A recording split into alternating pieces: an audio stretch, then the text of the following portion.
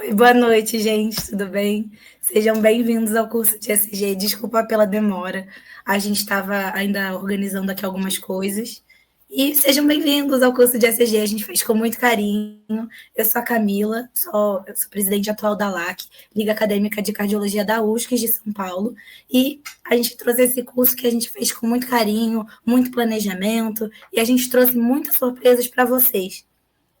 A gente espera que vocês aproveitem muito desse curso. Tem muitos professores maravilhosos e a gente está cheio de conteúdo para dar para vocês. Então, aproveitem ao máximo. É isso aí, pessoal. Eu sou o Vitor, representante da LACOR, né, da parte do Centro de São Caetano, e a gente entrou com essa parceria aí já faz um bom tempo.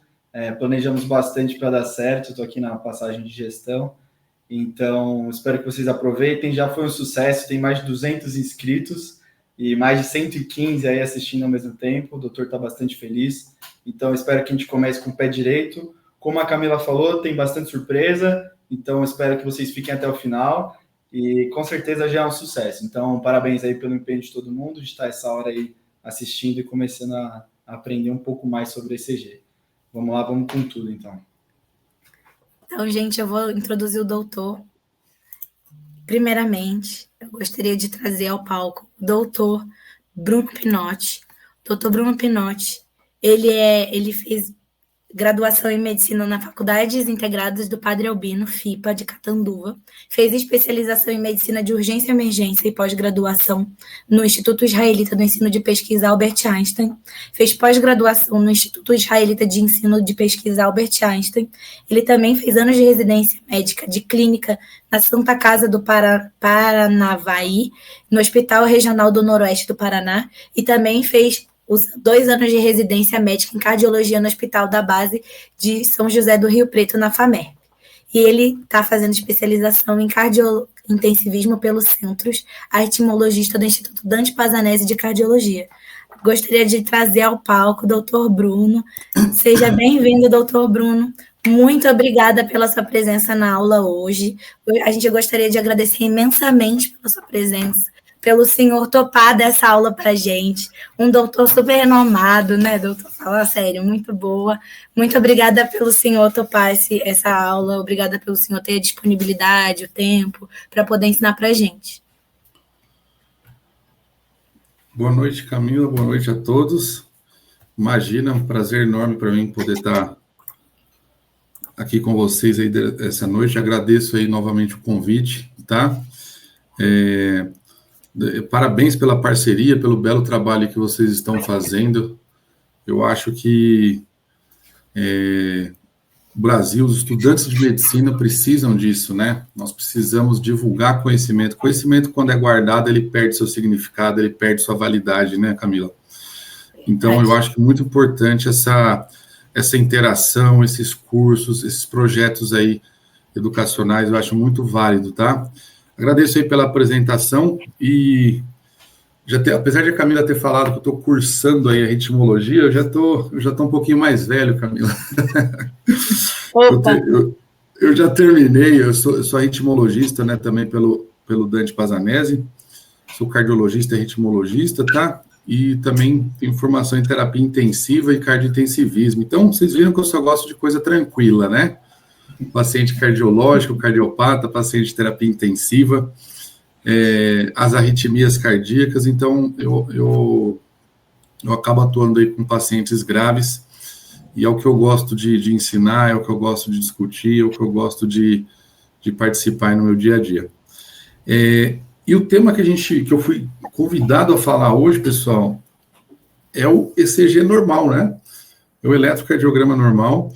Então, é um tema que muito importante, por quê? Porque para eu saber o que está alterado, eu preciso saber o que é normal, né? Se eu não sei nem o que é normal, pronto, já comecei mal, já era. Não sei nada de eletro.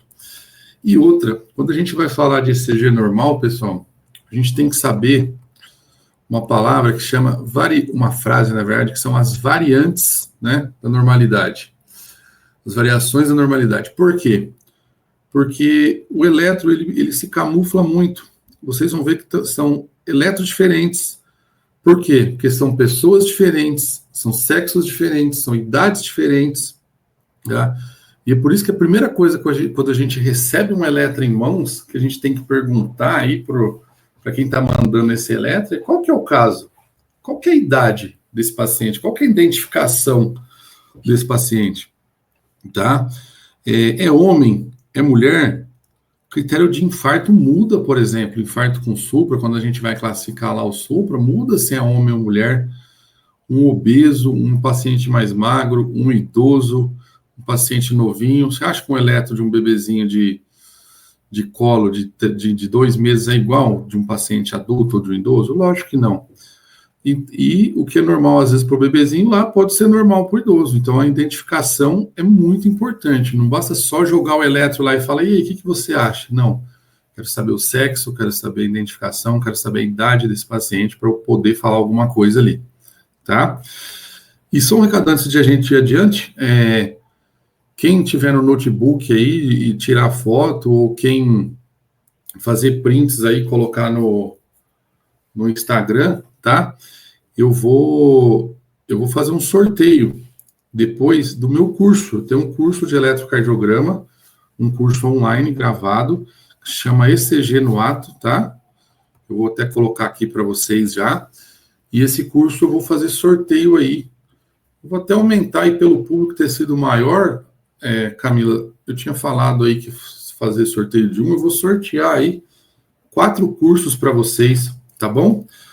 Mas vocês têm que fazer uma coisa. Vocês vão printar esse slide aqui. Quem quiser concorrer ao curso vai printar esse slide e vai postar nos stories e me marcar, tá? Pode marcar aí o @drbruno.pinotti e o @ECG no Ato. E aí, depois que terminar o curso, ou seja, quem ficar até o final da aula de hoje, do curso de hoje, eu vou lá e vou sortear 4 pessoas aí para estar concorrendo, para estar ganhando o curso inteiramente gratuito, tá bom? E quem foi sorteado, depois é só me chamar, vir falar comigo aí que eu dou a senha para a liberação do curso. Gente, aqui algumas referências, tá, que estão nessa aula, inclusive esse livro aqui do meio, onde eu estou passando o pointer, é um livro do ECG de A a Z, eletrocardiograma de A a Z, é um livro nosso lá do Dante Pazanese, tá? Tem 5 capítulos meus aqui no livro. Tem vários colegas lá do Dante, muito bons, pessoal do setor lá de teleeletrocardiografia, do qual eu faço parte, nós que escrevemos com muito cuidado, com muito carinho, foi muito bem revisado, e estão aí o eletro normal, desde as principais variações de eletrocardiografia, um livro bem completo para vocês, tá? E essas são outras referências que a gente pode estar usando também. Esse aqui é o mais basicão de todos, ó, o esse laranjado, essa interpretação rápida de eletrocardiograma, o Dale Dubin, tá? Esse aqui é para aquela pessoa que está começando lá ele vai fazer o feijão com arroz do eletro, o basicão do basicão mesmo. Então, é um livro bem interessante também para quem está no começo aí, tá? Há livros práticos com discussões de casos clínicos, tem algumas referências aí para vocês. Então, quando a gente fala ECG normal e suas variantes, ou dentro dos limites da normalidade, muitas vezes a gente descreve isso no laudo. Quem já viu aí, pessoal, que às vezes é mais velho, que já está aí na medicina há um tempo, já viu o laudo de eletrocardiograma, descrito por um cardiologista, dentro dos limites da normalidade. O que são esses limites da normalidade, né? Então, para vocês verem, não é um eletro só, pronto, se não for aquilo ali, está errado, tem alguma coisa errada, tem alguma alteração. Não. Hoje nós vamos conhecer alguns padrões que a gente pode ver de eletro que não necessariamente são iguais, estão normais. E para começar, essa é a parte mais, segundo alguns aí, mais chatinha da aula, que é a fisiologia cardiovascular. Eu adorava isso na faculdade, sempre gostei. Anatomia e fisiologia do sistema cardiovascular. Só uma introduçãozinha mais rápida para vocês, tá? A fisiologia cardíaca básica é só para lembrar que o eletro é o registro da atividade elétrica do coração, tá? Ou seja, para o coração bater, ele precisa converter essa energia elétrica em energia mecânica, né? Sabe onde é importante isso, gente? Não sei se vocês já ouviram falar, vou fazer uma analogia com algo prático. Eu também sou instrutor do ACLS, sabe, aquele curso de emergência cardiovascular, inclusive lá no Dante Pazanese. E lá a gente sempre fala sobre parada cardiorrespiratória, né? E um dos ritmos de parada cardiorrespiratória é a ESP, que é a atividade elétrica sem pulso. Ou seja, o paciente pode ter atividade elétrica, mas não necessariamente ele está gerando contração. Ou seja, aquela energia elétrica ali que está passando pelo coração, que está sendo produzida pelo coração, não é suficiente, não está sendo suficiente para gerar uma contração, para gerar uma energia mecânica, tá? Então, não é porque o coração está com atividade elétrica que necessariamente ele está contraindo. Cuidado com aquilo lá. Olhei no monitor, tem um paciente lá, por exemplo, lá na UTI. Você olhou no monitor, viu lá o QRS, lá a atividade elétrica do coração. Pronto, esse paciente está bem, está tudo ok, ó, o coração está batendo. Não, a atividade elétrica dele está funcionando. Mas será que está gerando pulso? Será que está gerando uma contração cardíaca efetiva? Está vendo como que a fisiologia cardíaca básica já começa a dar essa introdução para a gente? E o coração tem dois tipos de células principais, né? As células musculares de trabalho, que são as células de contratilidade, que são as células que vão fazer a contração, e essas células do sistema elétrico. Tem células que vão fazer o automatismo, que é aquelas células que têm a capacidade de gerar energia elétrica por si só, e as células de condução, que é aquelas que vão conduzir energia elétrica. Então, o coração, ele tem uma propriedade de automatismo. Não sei se vocês já ouviram falar que o coração, por exemplo, quando num transplante cardíaco, quando é retirado o coração lá de um paciente, ele continua batendo. Ué, como assim? Eu retirei o coração e ele está batendo? É justamente por conta disso, a propriedade de automatismo, de gerar a própria energia elétrica dele, tá? Inclusive, o coração ele é inervado, o nervo vago ali, que é um nervo parasimpático. Então, quando você tira ali a inervação parasimpática do coração e retira ele do corpo para fazer, por exemplo, um transplante, o coração fica até mais taquicárdico. Quem não entende, olha aquilo, acha que é coisa de outro mundo, né? Coisa de outro mundo, não, é você que não estudou fisiologia cardíaca. Agora, não no caso vocês que estão aqui, né? Que, inclusive, parabenizo todos que estão aí presentes pela estar esse horário aprendendo, né? Num curso de eletrocardiograma, isso é muito importante, vocês tenham certeza que vocês já são diferenciados por estarem aqui. Então, o coração retirou para transplantar, ele vai bater, ele vai receber, ele vai ter energia elétrica por conta dessas propriedades aqui, tá? Então, aqui o coração, átrio direito, átrio esquerdo, os ventrículos, né, direito e esquerdo. Do ventrículo direito aqui sai a artéria pulmonar, do ventrículo esquerdo aqui sai a artéria aorta, né? Ligando aqui o átrio esquerdo para o ventrículo esquerdo, a válvula mitral, e aqui a artéria aorta para o ventrículo esquerdo, a válvula aórtica. Do outro lado aqui nós temos a válvula pulmonar, que liga a artéria pulmonar ao ventrículo direito, e a válvula tricúspide, que liga o átrio direito ao ventrículo direito, né? Aqui uma outra situação correlacionando o sistema elétrico com o sistema de contração, com o sistema muscular cardíaco, né? Aqui o estímulo elétrico parte daqui de cima, da região do nó sinusal ou nó sinoatrial, né? E aí ele vai descer percorrendo os átrios, primeiro o átrio direito, pelos feixes internodais até o nó atrioventricular, e ele passa também para o lado esquerdo a energia elétrica através dos feixes de Beckmann. Tá? Tem uma foto depois ilustrando isso. E aí aqui no nó V vai se dividir no feixe de His, ramo direito e ramo esquerdo do feixe de His, terminando aqui nas fibras de Purkinje, né? Então aqui é toda a energia elétrica saindo do coração, desde lá do átrio direito, percorrendo todo o coração até as bases ventriculares, tá? A inervação parasimpática vem aqui pelo nó sinoatrial, que quando ela é perdida, o coração fica taquicárdico, porque perde esse comando do parasimpático, tá bom? E o caminho do estímulo elétrico, então, é esse, ó, nó sinoatrial, feixes de internodais, feixe de Beckmann, que vai lá para o lado esquerdo, levar a energia elétrica lá para o átrio esquerdo, nó atrioventricular, feixe de His, fibras de Purkinje. Aqui uma foto ilustrando melhor isso, tá?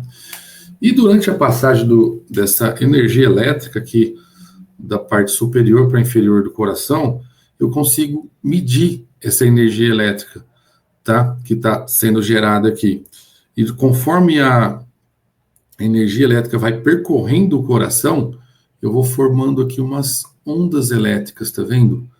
Estou formando umas ondas elétricas de tal ponto que, quando eu chego aqui no final, eu formei toda a atividade elétrica do coração, né? Tanto a parte de despolarização quanto a parte de repolarização, que daqui a pouquinho nós vamos falar, tá? E aí começamos a formar o que hoje vocês conhecem aí, ou que não conhecem, sejam apresentados agora, a onda P, o complexo QRS e a onda T, né? O P, que mostra atividade atrial, o complexo QRS mostra a despolarização ventricular e a onda T, a repolarização ventricular.